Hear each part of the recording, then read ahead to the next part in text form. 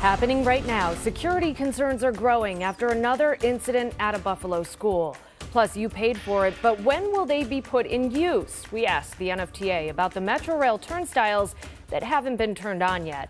And even though it was put on hold, we're learning more about what it will take to remove a pontoon at the brink of the Bridal Veil Falls.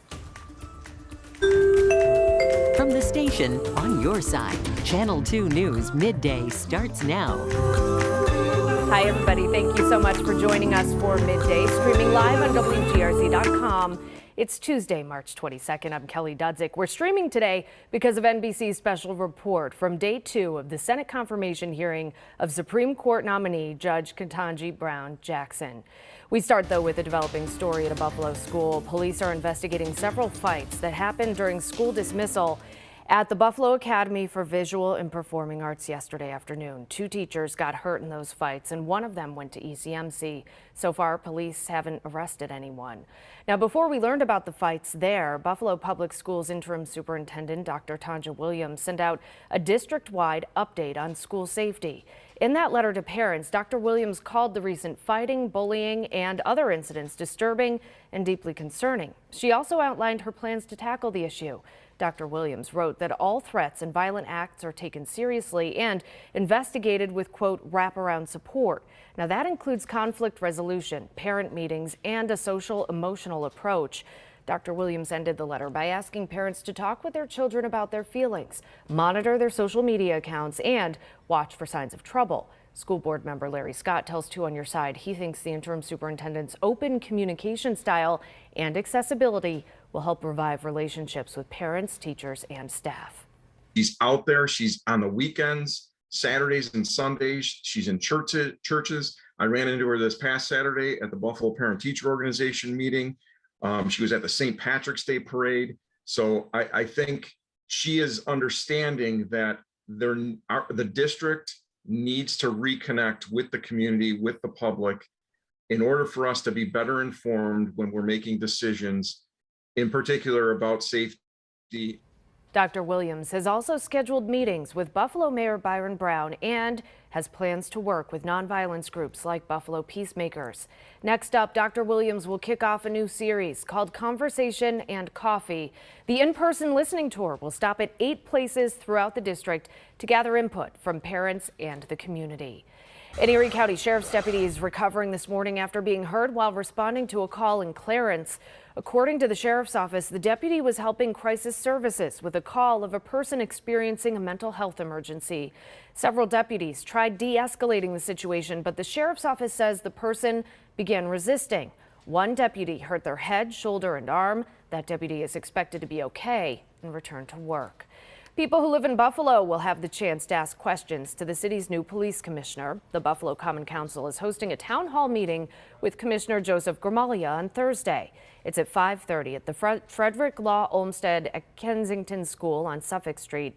Councilmember Rashid Wyatt says it's a great way for the city to meet its new police commissioner and hopes they can answer any questions the public has. A new NFTA rider payment system that's been delayed for a few years is finally expected to roll out this summer.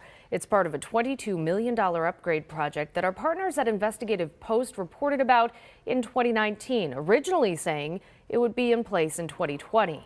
The new system will allow you to add money to a card that you can swipe instead of using cash. We asked the NFTA if this will help stop people from riding underground without paying. It's hard to say. There's not a number, to be honest with you. You know, we do anticipate that it will help revenue. It's kind of a small part of the benefits to this new program. It's a modern system, and it's going to give us a lot of great data, really complete data, modern data. The NFTA says fencing will be going up around the turnstiles in the next couple of weeks, and you can expect to see those up and running sometime this summer. 11:04 now, taking a look at the situation in Ukraine this midday. More than 2.5 million Ukrainians have now left their country, with thousands more coming across borders every day. Many of those refugees cross into neighboring Poland. That's where NBC's Jay Gray is today with the latest on the situation along the border and in Ukraine. Hey there, want to give you a real-time look at what's going on right now. We're in the Przemyśl train station, about 3, maybe 4 miles from the actual border crossing, and a real crossroads for so many who have made the trip from Ukraine into Poland. You can see people streaming in. What we're seeing is families come through in waves. The refugees will ride in on a train and hop off and then board another train to go somewhere else, or a bus, and vice versa. So a lot of back and forth here with people making this rush to safety. One thing is a constant. They are all saying how grateful they are for being met here with a warm meal, with supplies, with clothes for some who need it, blankets for others, and the opportunity to move forward. But the other side of that is their concern for those left behind. And look, we know right now, the UN tells us there are at least 7 million people in Ukraine whose homes and communities have been destroyed, so they have no place to go. You've got to imagine that many of them will be heading to areas like this one along the border. And then the UN tells us that number is expected to grow significantly over the next several weeks. So we've seen one wave of more than 3.5 million people make their escape from Ukraine. The numbers would indicate that the next wave is going to be a lot bigger and with a lot more people who need help. That's the very latest right now here along the Poland-Ukraine border. I'm Jay Gray. Back to you. Despite some concern over a new COVID variant in Europe and now parts of the U.S., Governor Kathy Hochul says there is no need for alarm.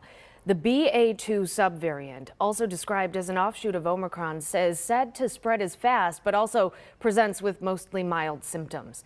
Hochul said there will be no changes in the current COVID policies, as numbers have continued to stay low since policies like the mask mandates were lifted. At this point, even with the rise in cases in the BA.2, which is a sublineage of the Omicron variant, we don't expect to see a steep surge in cases in New York State. Governor Hochul is reminding everyone that test kits, vaccines, and boosters are still widely available.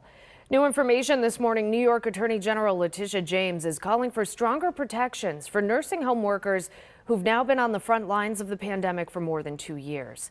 With many nursing homes still battling staffing and supply issues, the ability to meet the need of residents is an ongoing challenge, leaving many workers burned out.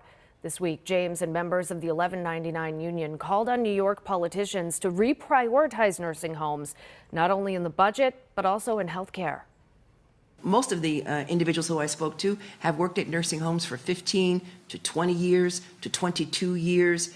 And all that they want is to be respected, to be paid properly, and to make sure that the needs of the residents who they consider family are met.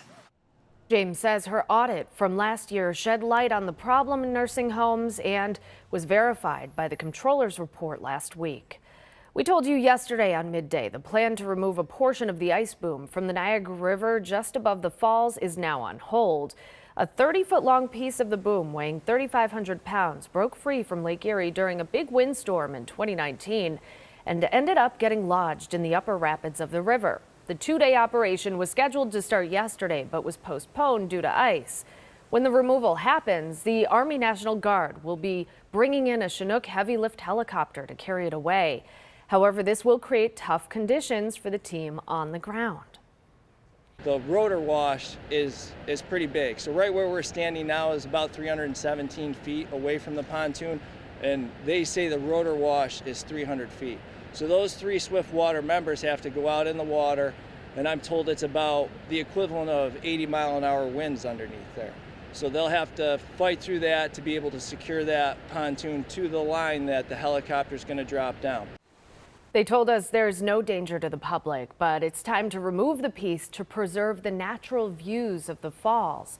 A rescheduled date hasn't been announced just yet. 11:09, time now to get a check on your forecast with Patrick. A live look over the falls.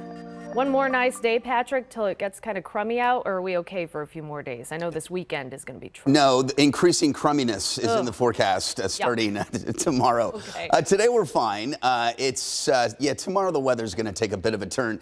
We're okay today, partly sunny, increasing high clouds, 48 tomorrow. Showers developing, especially later in the day. We get a little bit of a lull on Thursday. More showers, though, as it gets cooler on Friday. And then, yes, a little rain and snow snow potentially for Saturday, maybe just plain old snow into Sunday.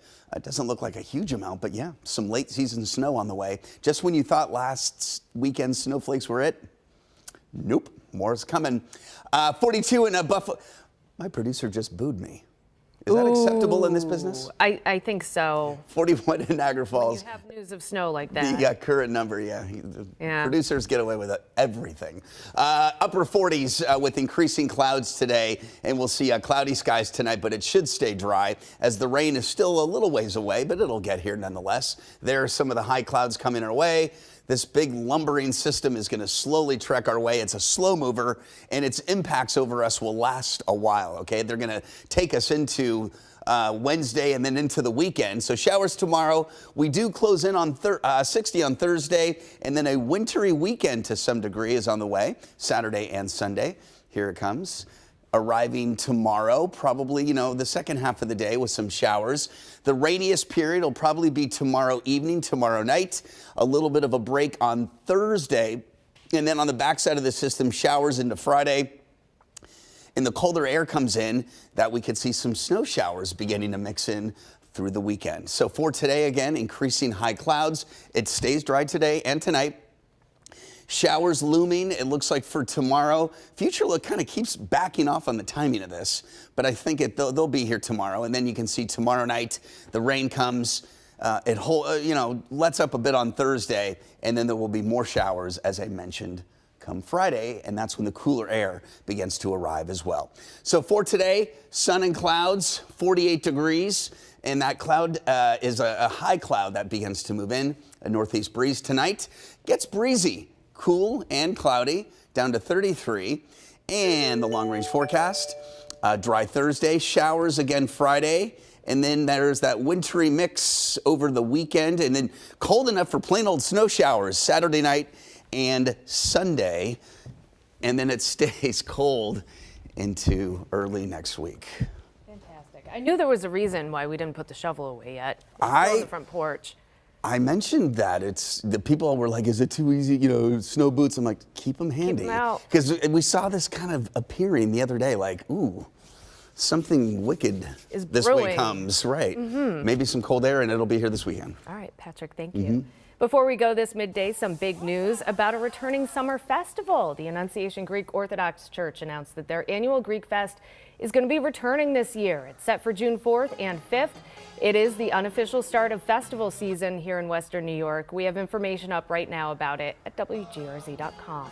That is all the time we have for Midday. Make sure you join us later today at 4 o'clock for Most Buffalo. But as always, the news continues right now where you're at, WGRZ.com.